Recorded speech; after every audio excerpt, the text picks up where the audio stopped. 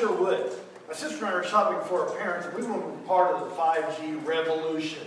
Well, you have come to the right place if you want to know about 5G. I will tell you everything. Awesome! I have a question. Is 5G really something we need? I wouldn't be here if I didn't believe in it.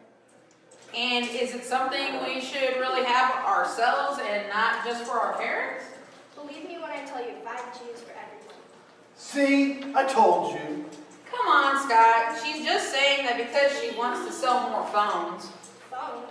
You don't need phones for 5G. You don't? Not at all. 5G is a revolution that changes everything, no matter what devices you have. Sounds amazing, huh? I guess so. You don't sound convinced. Maybe I should tell you what the 5Gs are. Maybe. Yeah, I'd like to hear about it too. No, not a problem. The 5Gs are not a new technology. They're not even tech related. They're not?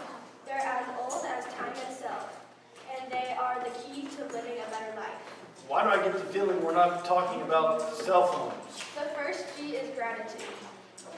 If we have an attitude of gratitude, we will always find a reason to be joyful.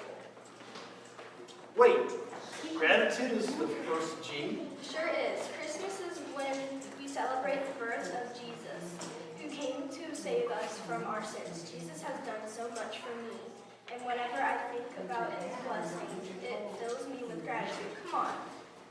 What's something God has done that you're thankful for? Well, I'm grateful I'm back in school and not learning on a computer at home.